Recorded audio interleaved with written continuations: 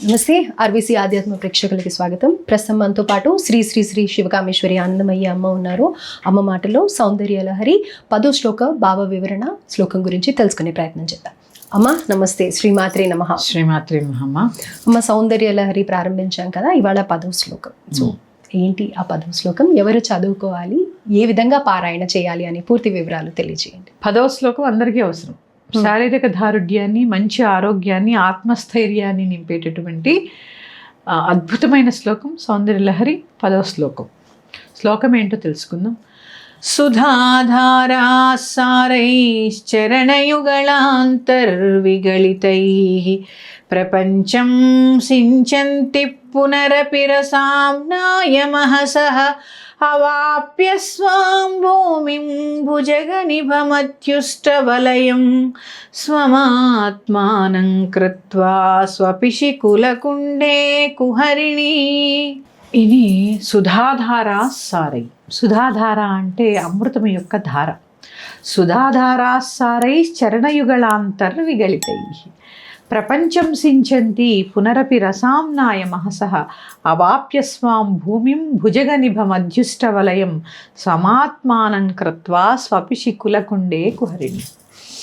ఇక్కడ అమ్మ 72,000 నాడుల్ని తడుపుతూ అమృతధారతో ప్రపంచాన్ని అంతా కూడా తడుపుతూ, ఆ తర్వాత చంద్రుడి యొక్క శక్తితో ఆ కాంతిని నింపుకొని తన సస్వరూపమైనటువంటి ఆ కుండలిని శక్తిలాగా మూలాధారంలోకి వచ్చి చేరుతుంది అని చెప్పి ఇక్కడ మనకి అర్థం అన్నమాట.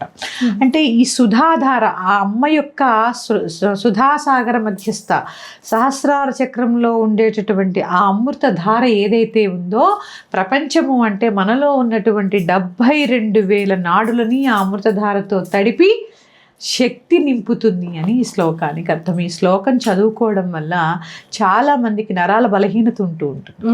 వారు కనుక ఈ శ్లోకాన్ని 108 రోజుల పాటు ప్రతిరోజు ఒక మాల 108 సార్లు కనుక జపం చేసి, ఆవు పాలు నైవేద్యంగా కనుక పెట్టి ఆ క్షీరాన్ని తీసుకుంటే తప్పకుండా పుష్టి కలుగుతుంది.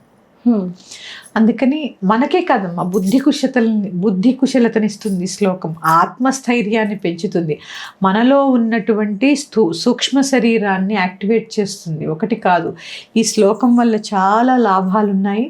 తప్పకుండా అందరూ ఈ శ్లోకాన్ని చదువుకొని. అయితే ఆరోగ్యం గురించి అంటున్నారు కదమ్మా, ఆరోగ్యం అంటే ఆదివారం రోజున ఎక్కువ ప్రిఫరెన్స్ ఇస్తూ ఉంటారు. మరి ఏ రోజు ప్రారంభించాలి? ఎప్పుడు మొదలుపెట్టినా అమ్మ తారాబలం చూసుకొని మొదలుపెట్టింది. ఇప్పుడు అప్పుడు అని ఏం లేదు. మంగళవారం, శుక్రవారం, ఆదివారం మీ ఇష్టం. ఒక మంచి రోజు తారాబలం చూసుకొని చక్కగా మొదలుపెట్టాడు. అందరూ చక్కగా ఈ శ్లోకాన్ని చదువుకోండి, అమ్మవారి కృపకు పాత్రులు కండి. మళ్ళీ ఒకసారి శ్లోకాన్ని తెలియచేస్తున్నాను. సుధాధారా సారైశ్చరణయుగళాంతర్విగళితైః ప్రపంచం సించంతి పునరపి రసాంనాయ మహసః అవాప్య స్వాం భూమిం భుజగనిభమత్యుష్టవలయం స్వమాత్మానం కృత్వా స్వపిషి కులకుండే కుహరిణి. మరొక శ్లోకంతో మీ ముందుకు వస్తాను. శ్రీమాత్రే నమః. అలాగే అమ్మ, శ్రీమాత్రే.